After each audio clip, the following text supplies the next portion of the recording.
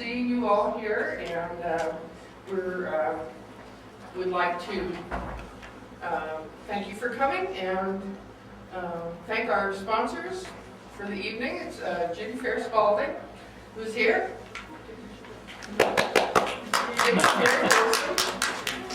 Desert Bay, Gary Charlon, State Farm Insurance and Financial Services.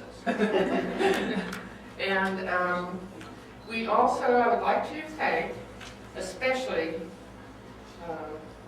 this time for the help in setting up the show, and especially our hero, Mr. Dick Benson. Cut it out. Who had the electric drill. And we are very, very happy to have Julie Duggar here. You know, she grew up here, and we welcome her back, and she's brought her fantastic art for us to enjoy. And so without further ado, let me introduce Julie Duggar.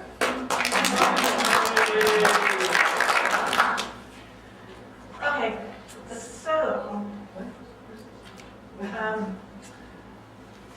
well, today is July 13th, but I think that it's 7, Well, that's too soon. 7, so the 2 7s counteract the 13th, so I think it's a lucky day. Is that okay?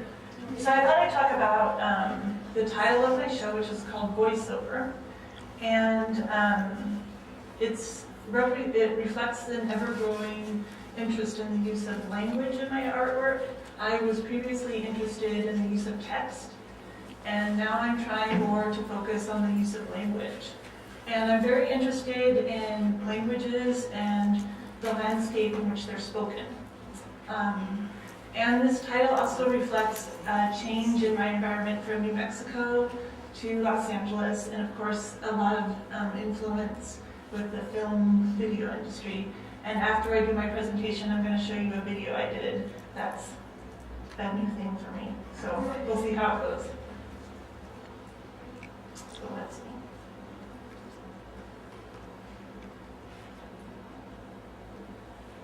So I'll talk about the paintings that are in this show. This one is called Gila, and this one is actually not here. But it is, what I would do with these paintings is I would start out doing a watercolor wash on rice paper. I tried to keep my colors simple, choice of 2 colors. From the wash, I would either choose to keep it or discard it. If I was happy with how the wash looked, I could continue, but if not, I would crumple it up and get a new piece of paper and start new. And I worked wet on wet, so the paper was soaked and then I did the wash. And then after it dried, I was able to work from the photograph to develop the imagery that was reflected in the photograph. So these were all done on heights, and that's what I use as a reference.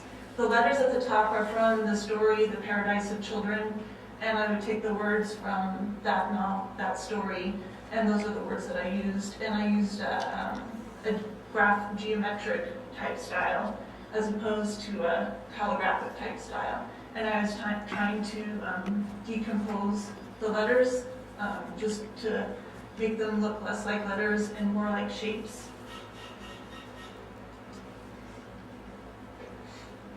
This one is here, and it's called Mimbres, and this is, of course, another adventure in New Mexico. Again, we have watercolor washes, a buildup of layers of marks, experimenting with different types of brushes. I use the Chinese calligraphy brushes with a variety of thick and thin, just basically developing heavy marks with light marks. And of course we have the Agnes Martin influence at the top with the lines. I don't know if you're familiar with Agnes Martin's work, but here's the teal, and this one is again New Mexico. And you can pass this place if you're driving through from Albuquerque, I think, to Arizona, and you go through the very large array. You pass the teal right before you drop into the valley, before the very large array. And with this one, I was trying to incorporate more use of space. You have the foreground and the background. of course, what's close to you in the foreground is larger, and in the background you have a buildup of dots as opposed to circles. This is challenging with this type of medium because the wash at the beginning it makes you have a very flat surface. So I was wrestling with the flatness of the color wash and the depth of the picture. So.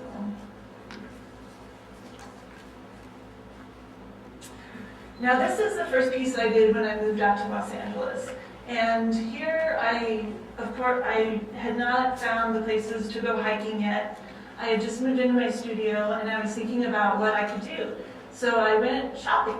And I went to Home Depot and I found 1x4 plank. I chopped it into pieces. I found wood stain and oil-based enamel paint. And so this is how this picture came about. I incorporated graphic imagery that was influenced from my use of letters and assembled it. It's actually, 5 pieces of wood assembled into layers.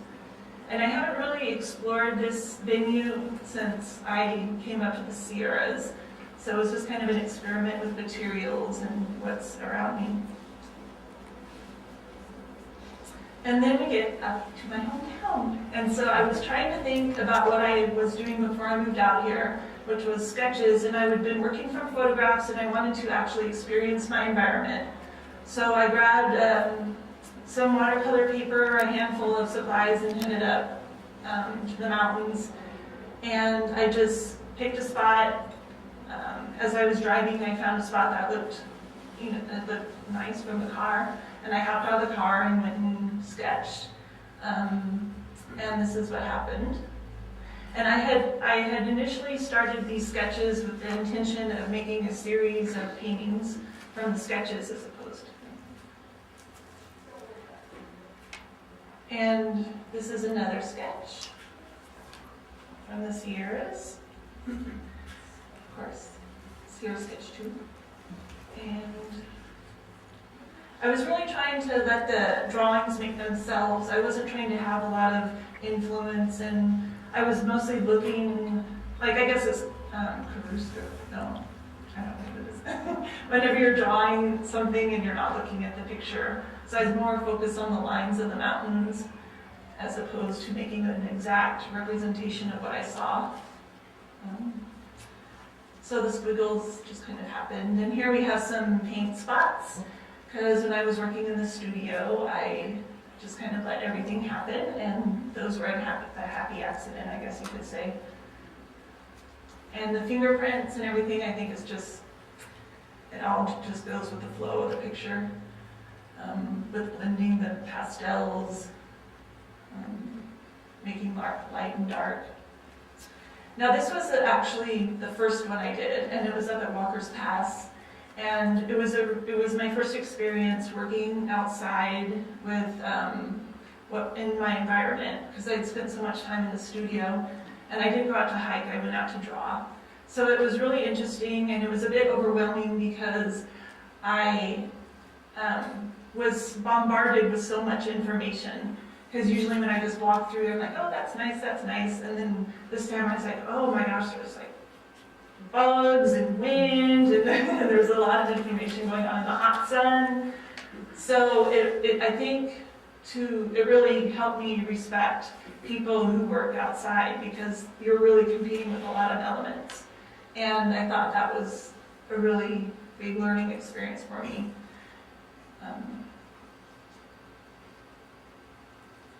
And again, here's one from the same spot. I tried to do a 360-degree view of what I saw. And here's the paintings that resulted. Again, I started with a wash like I did with my watercolors. And then I worked to develop form within the landscape using darks and lights. And my letters are there again. It was a very computer-generated typeface, a lot of squares, triangles, and angles. And I thought that contrasted well with the organic lines of the landscape. So it's kind of using the same elements as my New Mexico landscapes, only in a different way, than a different material, because these are oil paints.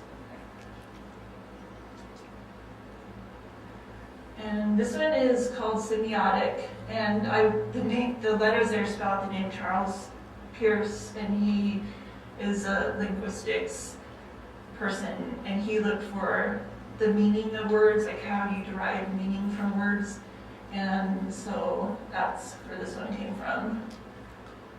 That's the only one that actually has letters in it. And again, we have the organic versus geometric. And this one was a turning point for me too. I had been doing the two previous mountains, and this one is a painting that has been flipped over, and I was experimenting in how to erase my image, and the blue mountain, or the blue area, is supposed to be, it's all scratched in, the oil paint scratched in the wet oil paint, and then the white area on top is painted over the wet oil paint, so it kind of blends it a little bit, and it kind of wipes it out. So I was working, trying to get more abstract. And this one is not in the show because I've since altered it. It's like an ongoing project. And then here we get to digital, where the mountains and landscape, I don't think it's gone completely. It's there, but you can't see it. And then again, we have the geometric versus organic, a buildup of lines through the use of different mark making, light brush application, heavy brush application.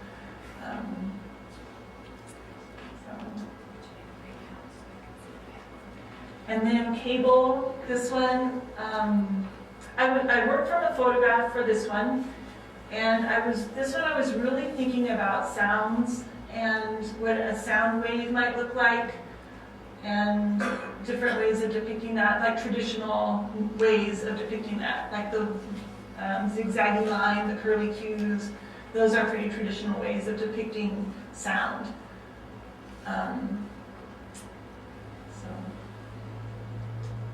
And that's it for the pictures. Now, I'm going to show you my new video. So you'll bear with me. And it's only about 2 minutes long, so 2 or 3 minutes. Is it what? So let me get this going.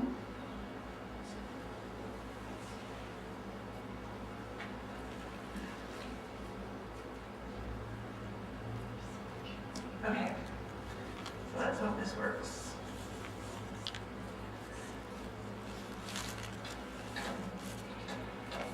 Does anyone know Russian?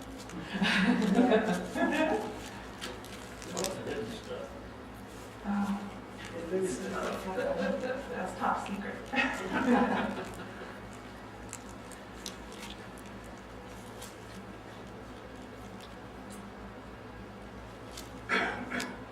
So the disk is loading right now.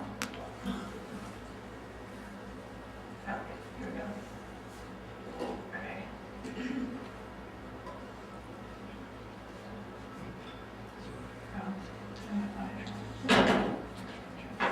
Когда я был маленьким ребенком, я жил в России.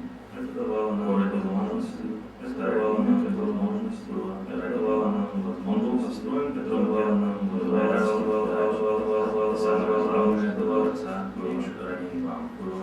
город,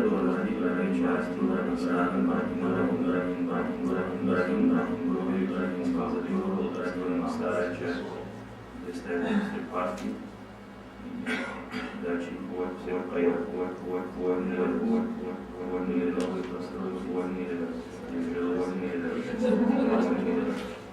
вольные жили на самых вольных окраинах, назывался в своем детстве в те времена было немного возможностей. Дети до боярских дач, до боярских дач, до боярских дач, до боярских дач, Маярской дачи, Маярских дач, Маярских дач,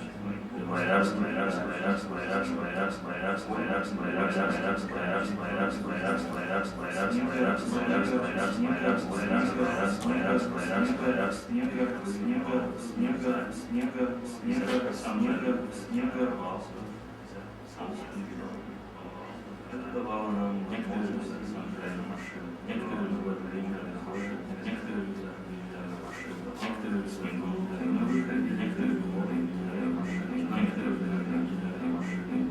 Это было Кронштадт, это военный солнечный, солнечный, солнечный, солнечный, солнечный, солнечный участок, солнечный, солнечный, солнечный, солнечный, давал нам возможность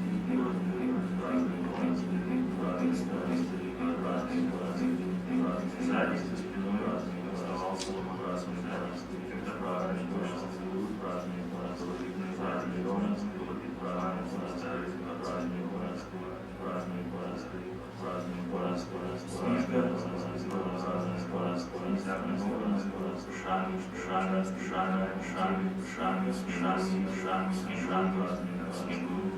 снегу, иногда оставляют пустынные маленькие горочки информации. Но так обычно, когда я был маленьким ребенком, я жил в России, в городе Ломоносове.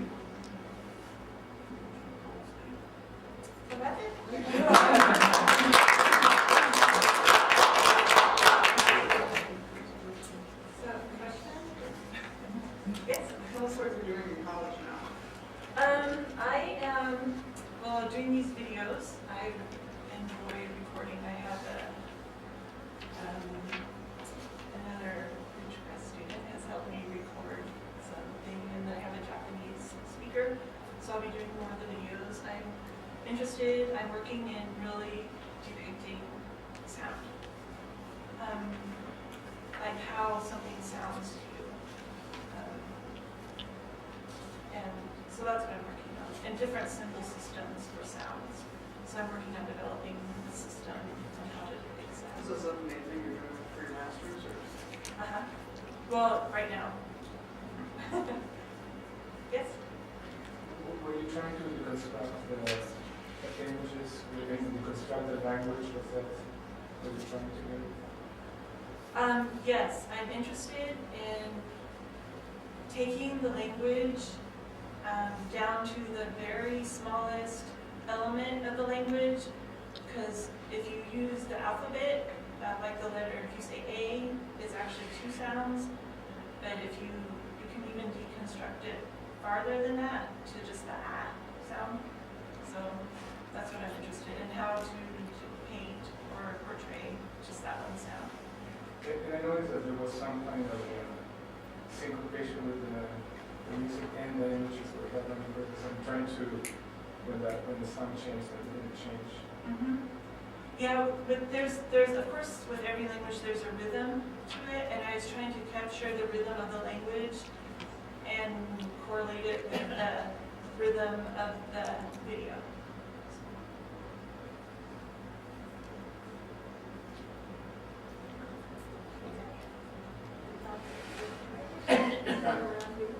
No, this was done in New Mexico, and it was just through a handheld camera, one of those handheld out my car window in the winter.